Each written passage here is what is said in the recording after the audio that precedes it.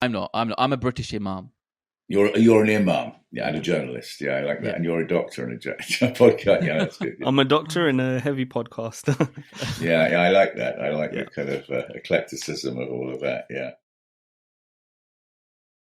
Welcome to the Al Hakam Inspire podcast. Today's guest is Peter Oborne, and Peter is, he's no need for any introduction. He's an award-winning journalist, British journalist, author. He's a broadcaster. He was the chief political commentator for the Daily Telegraph until he resigned in 2015. He's written for all sorts of publications, newspapers. He's written for The Guardian, The Spectator. The list does go on. And he's written many, many books. And we're going to be talking about his latest book. And it's a fascinating read. And we're going to have the link of the book so you can order it straight away in our YouTube description. It's called The Fate of Abraham, Why the West is Wrong About Islam.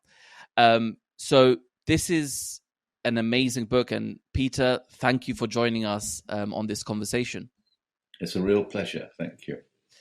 Thank you, Peter. So we both had the opportunity to read the book, and it's almost an extensive, credible piece of research and analysis on the history of Islam in the West and the media and sort of a whole host of surrounding issues. Now, even in your Twitter, you've tweeted that this is a 20 years worth of research. So can you start by telling us a bit about the book, how the project came about, and why you've chosen deliberately to discuss this topic? Yes, as you say, it's taken me all but 20 years to research the book and find a way of writing it.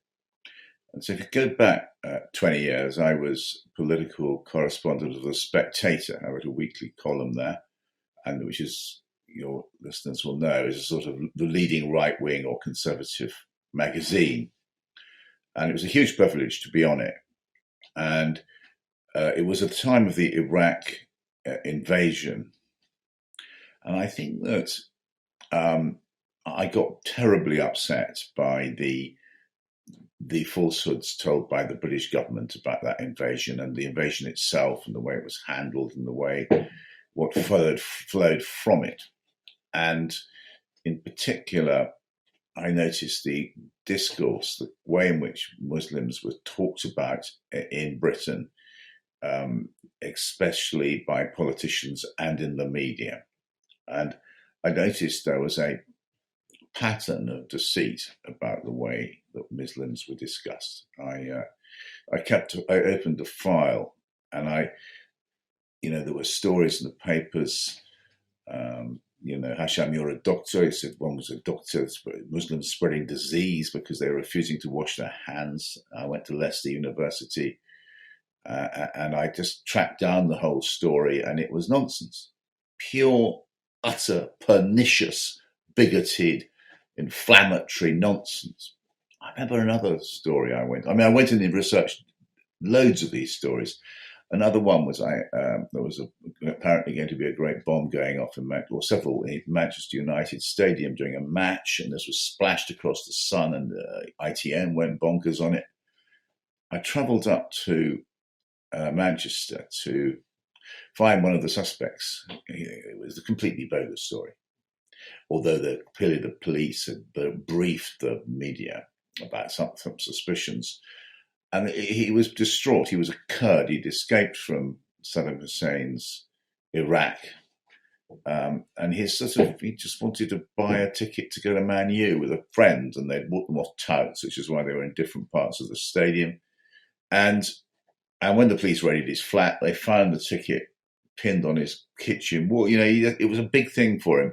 And he wouldn't give I know his name, but I wouldn't.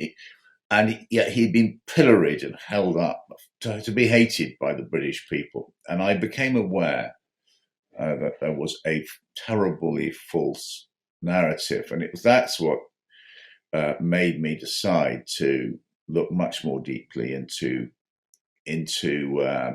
Islam and this way in which it was discussed. I started to do a lot of work on it. I then thought I'm going to sort of travel to see how how true the thesis is, because if you sort of unpack the press reporting, where does it come from? It comes from a narrative created by think tanks and politicians about clash of civilizations, that Islam and the West are somehow at war with each other. And so I said I went to Iraq with American forces. They were very bad to say. I was, the soldiers were like, you've got to admire them. They were taking great risks. They were being under attack. I stayed with them for some time. I took myself, and actually I was in Bakuba in Diyala province when 7/7 happened, and it was a very interesting evening we spent with a local tribal chief. Edgy evening, who was the Americans' colonel had gone to visit, and we just spent the whole evening discussing this, and I remember thinking in a way that this was a conversation which might have been welcomed by the bombers in London themselves, because it was about the occupation of Iraq, and they were trying to relate it, and the confused discourse. And I became aware that the more I dug down, the more I realized that Islam was being distorted in a very comparable way, first by the neoconservatives who were driving these series of interventions or invasions in Muslim lands. They saw Islam as a violent creed, and also by Al-Qaeda or by ISIS later on, who also, and they used to, it was fascinating, the almost symmetry between the Al-Qaeda and the neocons, between George W. Bush and his ideologues and Al-Qaeda, and because they both would point to Islam as a violent creed, and both utterly willing to sacrifice innocent life in order to pursue some ideological agenda. And I realized how alien both of them most misunderstood Islam. I felt the more I looked, the more I studied. Peter, you talk about this fascinating part in the book. It's later on in the book where you describe yourself as a lobby correspondent going to these Muslim countries. And this is before, like you're saying, you visited all these different places. And you would describe the nature or the atmosphere in which British journalists, Western journalists would go there, and you describe it in a very interesting way. You said that the environment of the schoolboy mayhem was a boorish manifestation of privilege, and that you would report and have strongly held opinions which were backed by remarkably little knowledge. And you would describe how these other journalists from these countries would be actually, when you would be there as well with your fellow journalists, they would be actually quite reserved, a bit reluctant to say things. But then you were like, you say in the book that culture, you had this realization, and then you actually spent less time in the office and more time out on the ground with Muslims in Muslim countries, and you saw the reality. But I just want to talk about this atmosphere which we have in journalism sometimes, where there's a lot of ignorance which prevails, or lack of understanding. And due to that lack of understanding or ignorance, false reports or inaccurate or half stories are published, which then goes on to create inflammatory pieces or taint another people, and in this case the Muslims. So I want to talk about that environment and what happened in that environment. If you could describe that a bit more for our listeners, and how did you come out of that, or have the realization that, okay, no, we have to report more responsibly and have understanding? Yeah, it was, first of all, meeting. I started to feel very ashamed. If you're a Western journalist, a white Western journalist from Britain or the United States or from Europe, you sort of you're protected in many ways. If you travel in, people are going to look after you if something goes wrong, but also you parachute in and you get out again. You're there for a few weeks, or at most normally, and you rely very much on the local journalists you're with to explain the situation, or the local fixers, as they're sometimes called. And actually, they stay behind afterwards, and you you can go along, you have a few adventures, and back you come to Britain.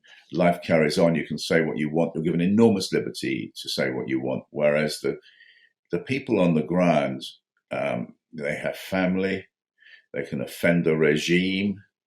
They can get disappeared. It happens all the time. Get shot by the authorities, tortured, and the contrast between the lived experience of these people who often gave their lives for the pursuit of truth and sometimes justice, and these rather, including me, by the way, arrogant British or Western journalists who come, waltz in and waltz out again. That kind of made me feel ashamed. And the other thing was that in order to sell stories to British newspapers or Western newspapers, that's as a whole, the reading public of America or Britain or anywhere is not interested in foreign affairs. It really couldn't care less about what's happening, and you have to sort of draw them in. And the way you do that is by creating a goodie versus baddie narrative. So you've got to say that such and such a leader or a country is bad, whereas we, the British or the Americans or the West, were good. And of course, there is often some element in it. I mean, Saddam Hussein, for instance, was a monster, but were we so good? But that is the narrative. You create these demons, and you grossly simplify what you're writing about, and that is part of the fake narrative which led to the Iraq War, led to the intervention in Libya, which created such chaos, and a really deep understanding, which it shows you that life is an awful lot more complicated. There are good people in these allegedly wonderful people, heroic people in these countries which get pilloried, and there are some terrible people in the countries which we hold up to be admired. And there are people who, and also people are having to deal with so much more stuff. They've got a family to raise, a business to run, a field to cultivate, and all that brings with it. I mean, that's really interesting because we've seen that time and time again with, like you said, Saddam Hussein, Gaddafi, Osama bin Laden. At the moment, we've got Putin. So quite often we push, or we've seen in the media, that one political narrative is pushed to get a story publicized or get kind of support for one narrative, essentially. I just want to bring in this element which you discuss very early on in your book, which is the concept of the Judeo-Christian tradition, and how this has been used to serve certain political narratives to get things done. If we look at it, the basis of it, Judaism, Christianity, Islam, they're all Abrahamic faiths. So I just want to put the question to you that, what's the history or the belief systems behind this Judeo-Christian tradition, which is being used as a political narrative in some occasions against Islam? There's no question that the Judeo-Christian tradition is being used. You can see it being picked up with the term by far-right movements to exclude Muslims from any right to be in Europe and present them as a menace. And Steve Bannon, for instance, the ideologue behind Trump, set up some institutes, Judeo-Christian Institute. You find the language cropping up again and again certainly in the far right, but also in the sort of normal discourse, being weaponized against Muslims. Now, if you go back, to the beginning of that phrase, which in mainstream discourse is very new, it's absolutely, you can completely understand why it was invented or started to come into common use. The first usage I found was by the great English journalist George Orwell, who was, he risked his life again and again, during the 1930s, during the rise of fascism in Europe. And at the time when the Jews were suffering a series of hideous events which led to the Holocaust, it was very natural and very good that priests intellectuals, eventually governments, used this term Judeo-Christian to emphasize that Jews who've suffered pogroms, genocide, and so on, and been hunted down throughout Europe, going back to the Middle Ages, it was very refreshing that we should talk about the Judeo-Christian tradition. But then I think, and it was first used by US President Eisenhower, and that is what we were was it Truman? Sorry, it was first used, I think, by Truman shortly as the Cold War began, and that was significant because the Judeo, as the Nazis were defeated, the next enemy was communism. It was Soviet Russia, and America projected itself as defending Judeo-Christian values against communism. And again, I think that was fine, and I think that was less obvious why these were, because actually what values are that we're defending, which are unique, or what's wrong with other values systems, the Greeks or the right. The secular Enlightenment, etc., etc. But never mind. But what I felt, what has happened is since the discourse has turned to Muslims, it's been used against Muslims. Now, if you study the history of the three Atala, you know much more about it. You're an imam, you know much more about it than me. But if you study it, we all worship the same God, the God of Abraham. And I was struck as I started going across the Middle East. You'd go into a Christian church where the preaching was in Arabic, and you'd heard the phrase Allah Jamil. And you go into a mosque and you hear the phrase Allah Jamil, God is beautiful. And it's like I was really struck by the... And it's exactly, it's also, a lot of people don't know that even Christians use Allah or Allah for, God. So even, I remember growing up in school here, a lot of people be like, who's your God? And of course, to be fair, a lot of my friends were agnostic. They weren't really Christian. But I would say it's Allah, and they would say, "Oh, okay, our God is God." But I'll be like, "No, it's actually the same God. It's just it's just the Arabic terminology for God." And I started to read the Quran. And Mary looms like mother of Jesus, looms very large in the Quran. So the Quran is really has the Old Testament prophets, goes back to Abraham. You suddenly realize that you're talking, in many ways, the theology, way out of my depth here, of Islam. It's closer to Judaism than Christianity, with its more complex 3-in-1, which the prophet doesn't fully approve of. I think is that a fact? He reveres Jesus, but challenges the idea of 3-in-1. But it's more Unitarian, and so there are certain elements of Christian movements, like Unitarians, particularly, who probably have more theologically in common with Islam than they do with sort of most of the Orthodox Christian churches. And so, what I'm really trying to get at, the phrase "people of the book" is quite an attractive phrase. I think it brings us all together.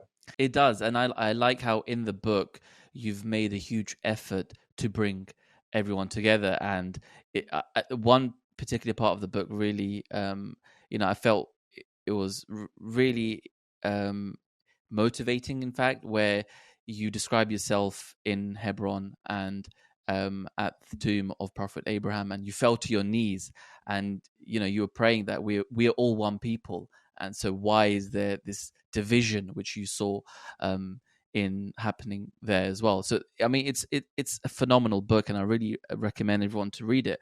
I want to talk about, you talk about Samuel Huntington and how he played a key role in kind of defining what would then happen after the Cold War.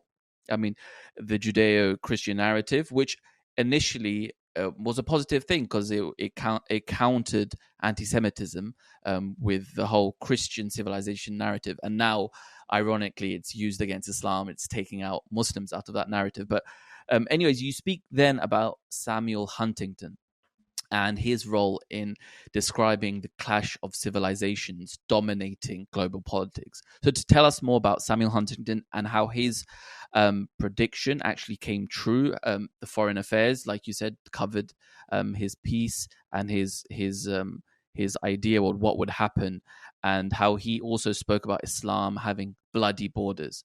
So, to tell us more about him. Yes, when you've got to locate, he's a great sort of American, a historian of modern America, the United States, and foreign policy. And he writes in the immediate aftermath of the fall of the Berlin Wall and the collapse of Soviet Russia. He writes this immensely. He wrote this about just over 25 years ago. He wrote in 1994, I think it was. He wrote a hugely influential essay about who the next enemies of the West are going to be after this momentous defeat of the Soviets.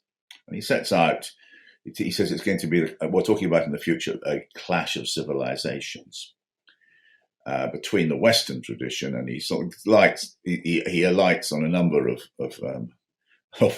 Chinese and various other groups which are all going to clash, and it's going to be culture wars, is what he's predicting. But he concentrates a lot on Islam and the bloody borders.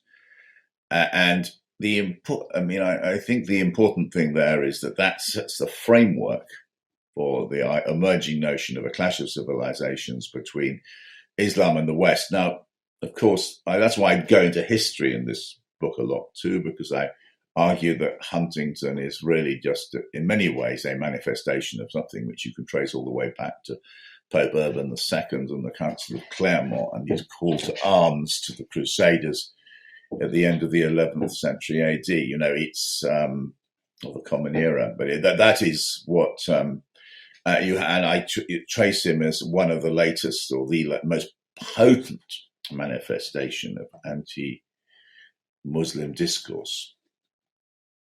And of course, then when 9/11 happened, it enabled his followers, who were hugely influential in the Bush administration, to say, yes, Samuel Huntington was right. There is a clash of civilizations.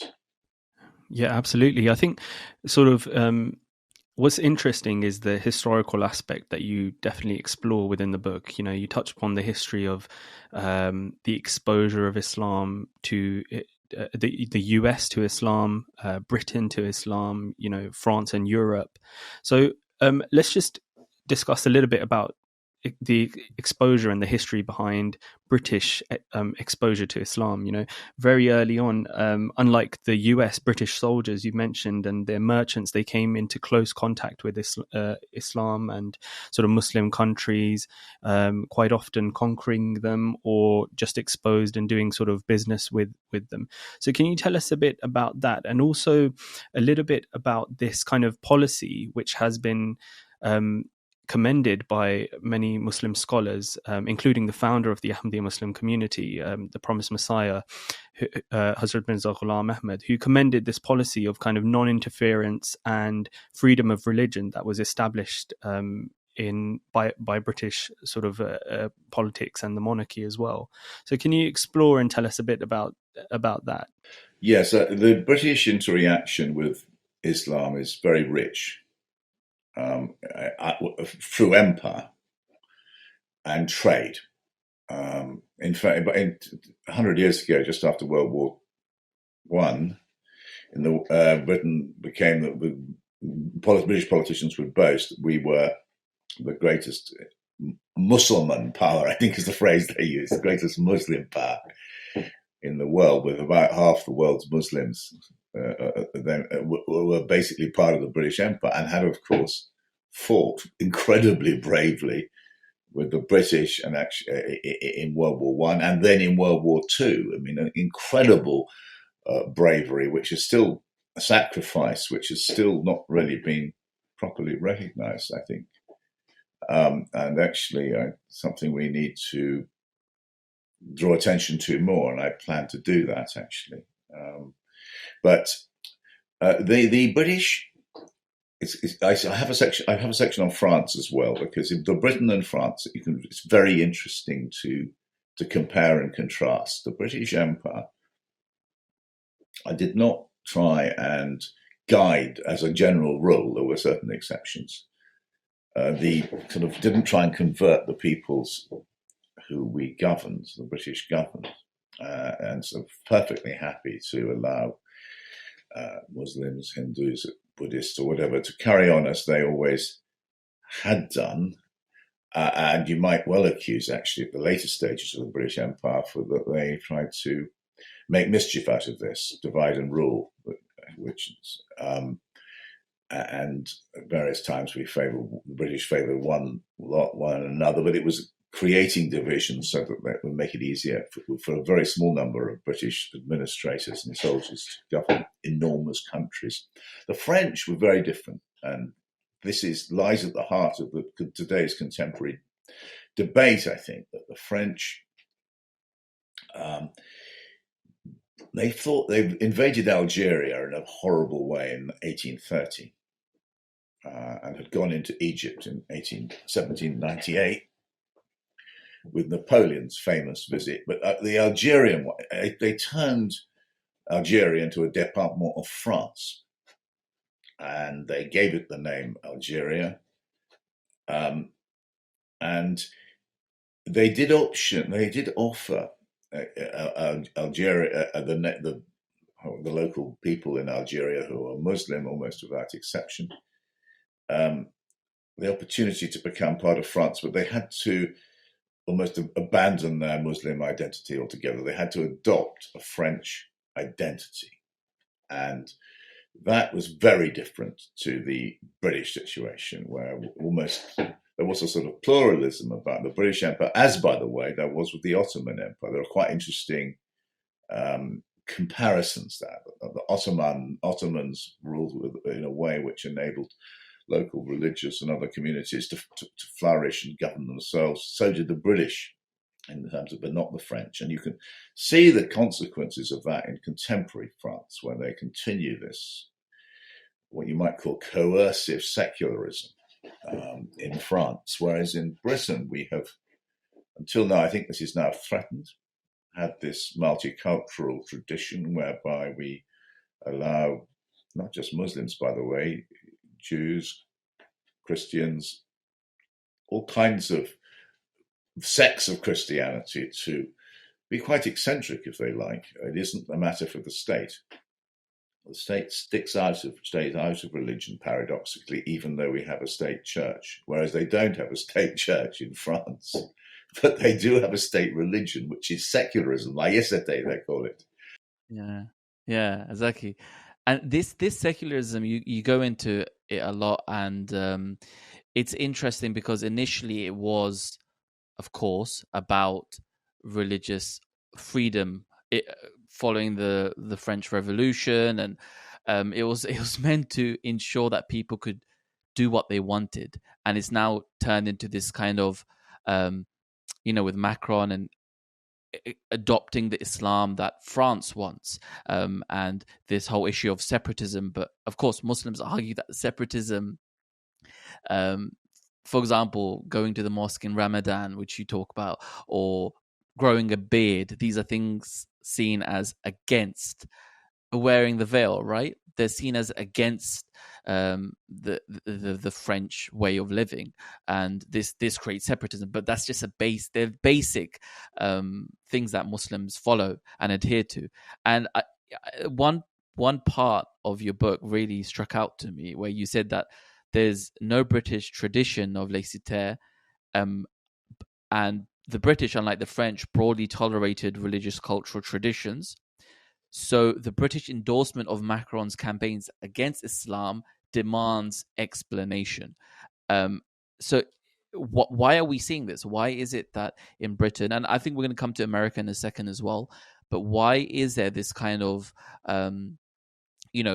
locking arms together and accepting that let's all go against Islam? Even though you speak about Macron and, issues with him following post-Brexit and the fishing laws.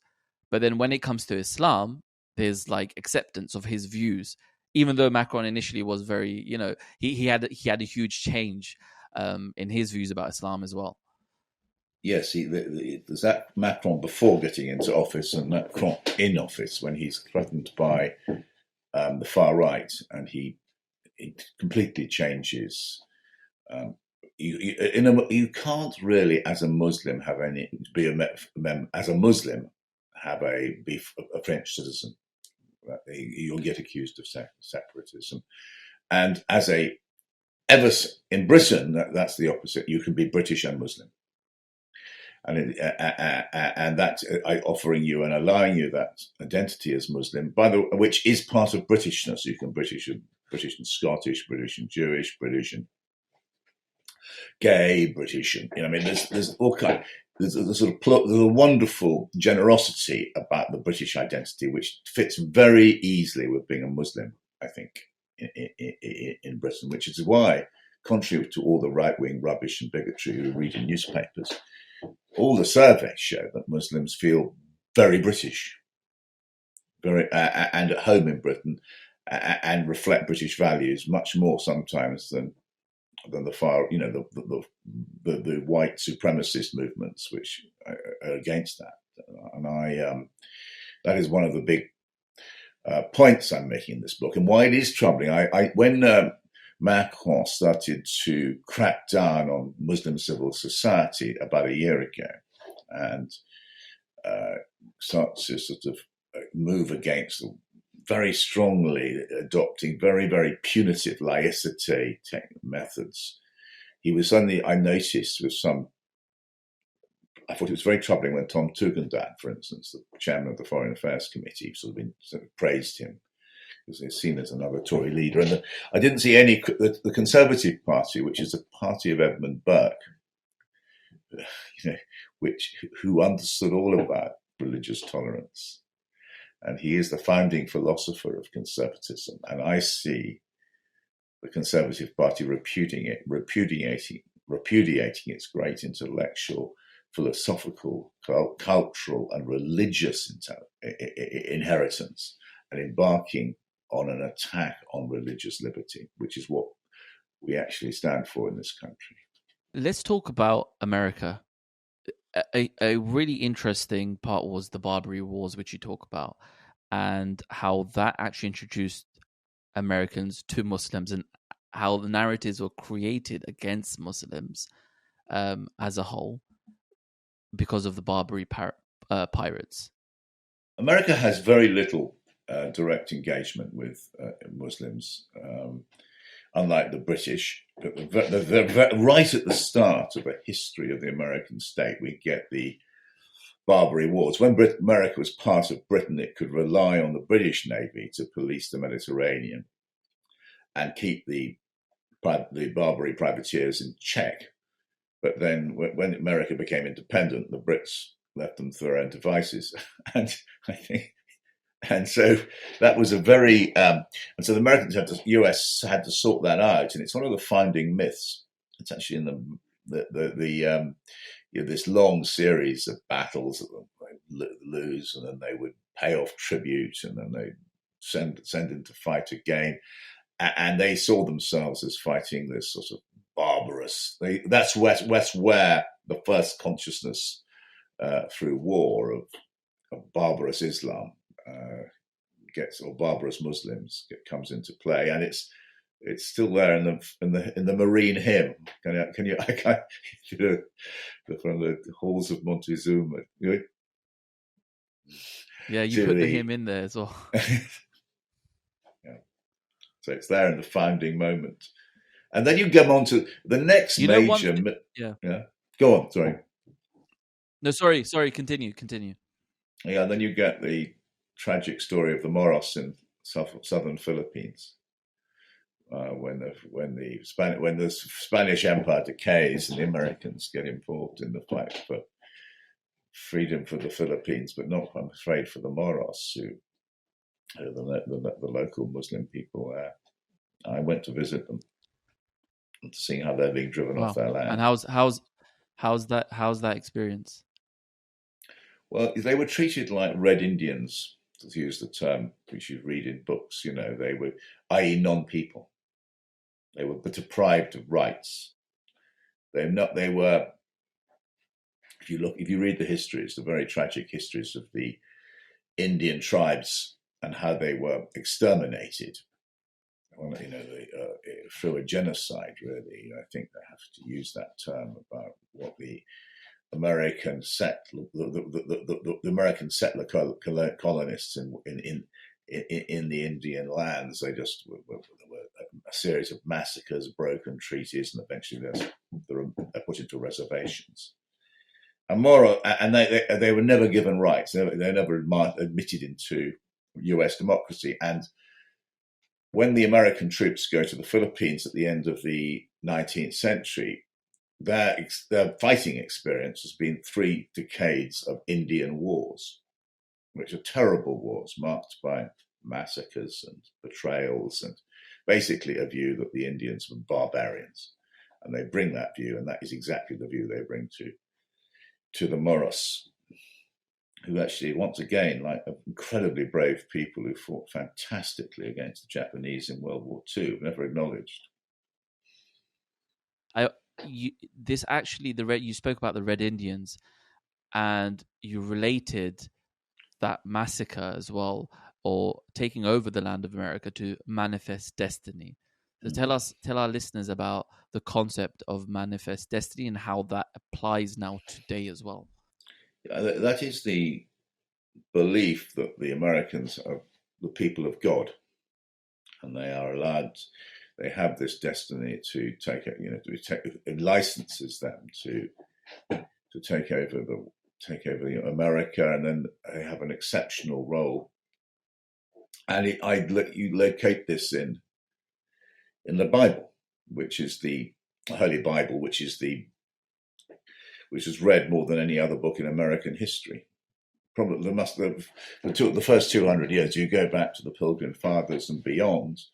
America sees itself as a city on a hill, uniquely, chosen by God, modeling themselves very much on the Jews in the Old Testament with a promise of God. And the problem with manifest destiny is that it enables them, it gives them the right to massacre the Indians and later on the Moros. And now I also show the impact of evangelical Protestantism in particular, and the eschatological teachings about the end of the world, which explains so much American foreign policy today. Yeah, absolutely. I think the sort of bit where you talk about the evangelicals is extremely interesting within the book as well.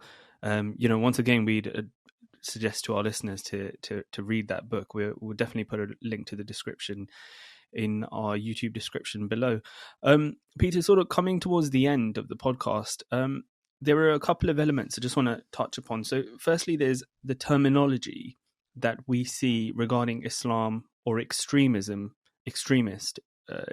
views within the media, the Western media in particular. Sort of certain terms like jihadist or Islamism. Islamism has been used as sort of, you've explained in the book as well, to kind of separate Islam or Muslims from these extremist Muslims. Whereas if you look within the religion of Islam, Islamism isn't really a word.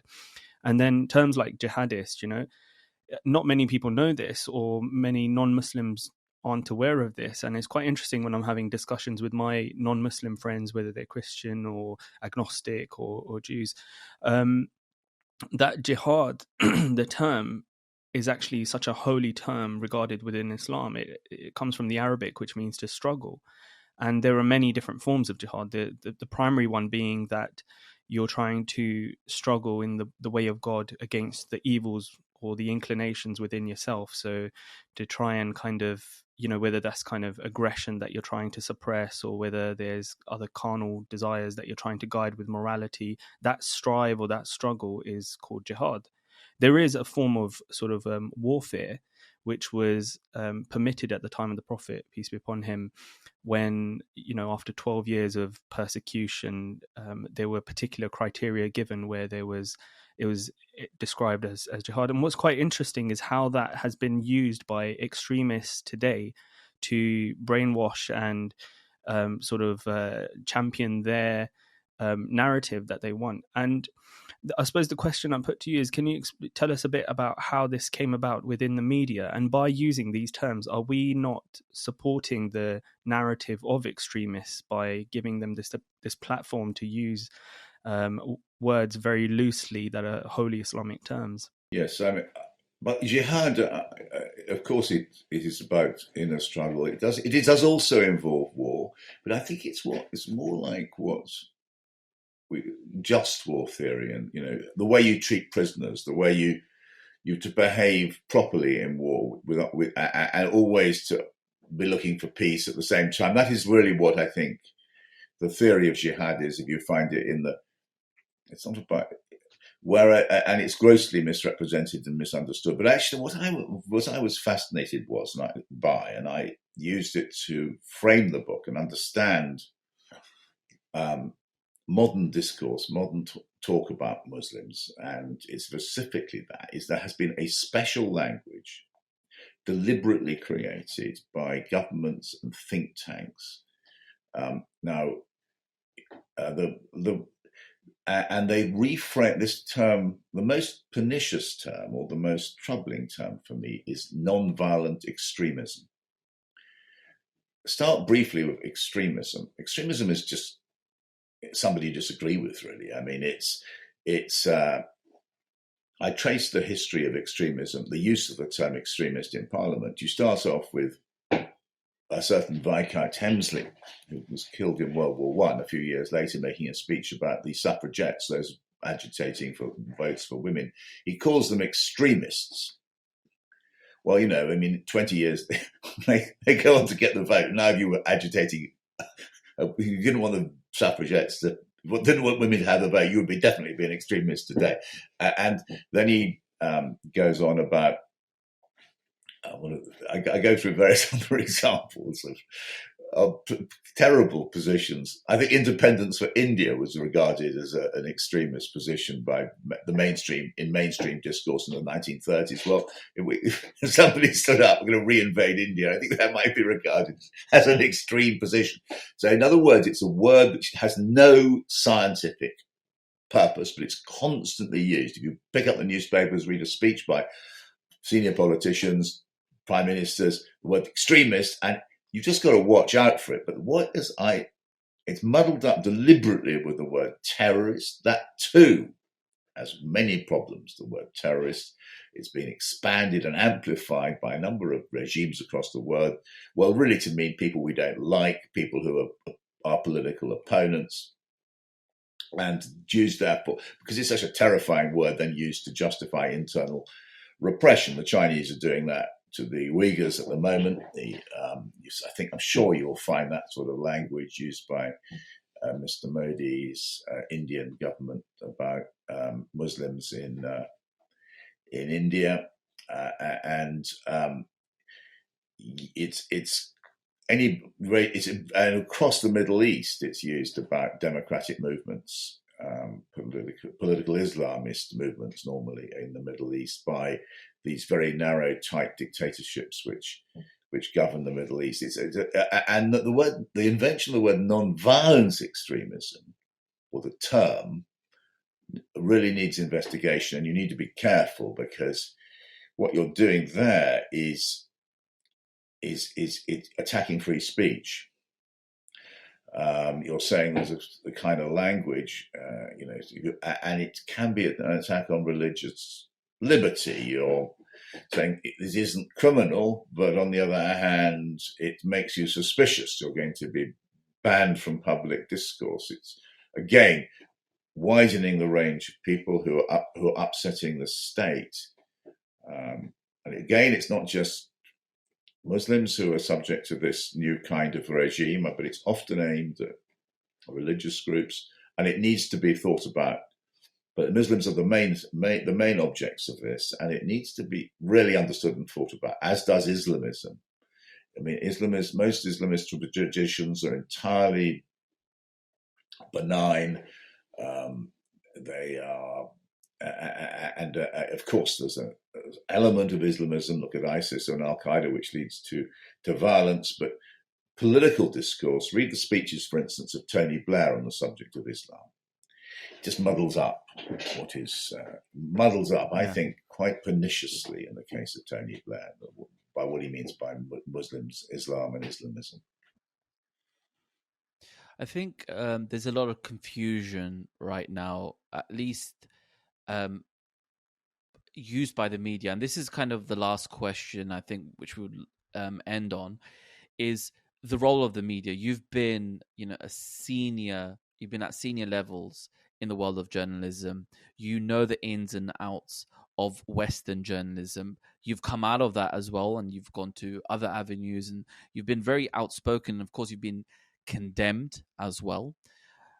I want to ask about how is it that newspapers are able to get away with such inflammatory pieces? And, in the world of broadcast, you have Ofcom, you have very strict regulations, but the regulations in the world of media aren't, there's tabloid media, they very explicitly talk against refugees, against Muslims. Everyone can see the narrative. Everyone, it's like it's there, and there's nothing being done about it. So I want to ask you, how can we kind of come out this? Why is it happening? I think it obviously helps to sell newspapers to stir up bigotry against minorities. And at the moment, the most vulnerable minority in Britain is Muslims. I also trace how this happens in the United States. Quite incredible stories about what went on after 9/11.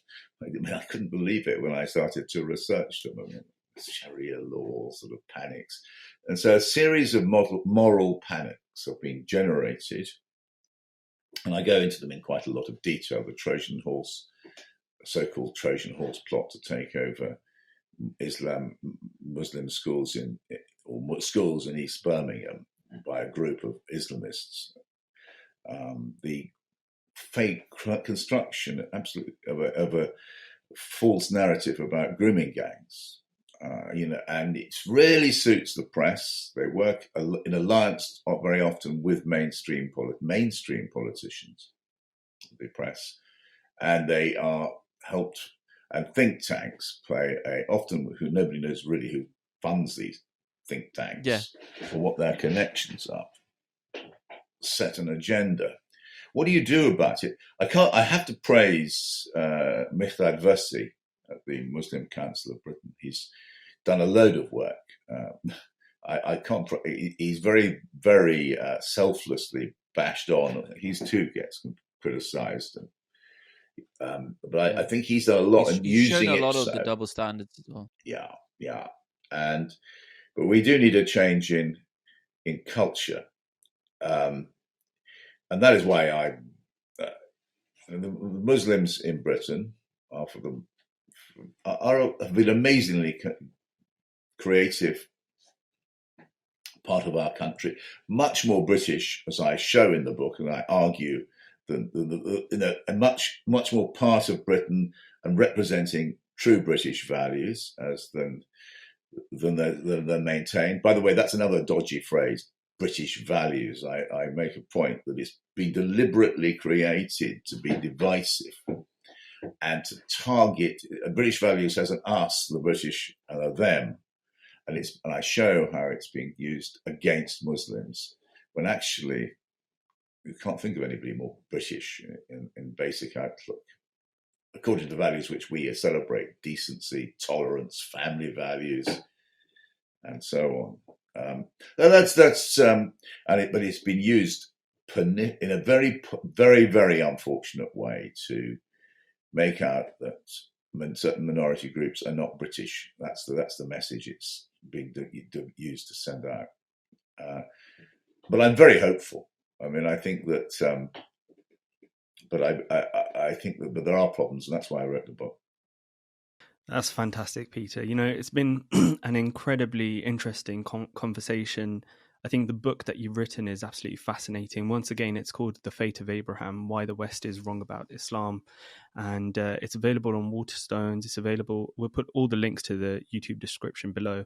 We just want to sort of finish up by thanking you and saying, thank you so much for taking the time out, discussing these hugely topical issues with us, and they're hugely important, and we wish you the best sort of in the future for all other research avenues that you pursue.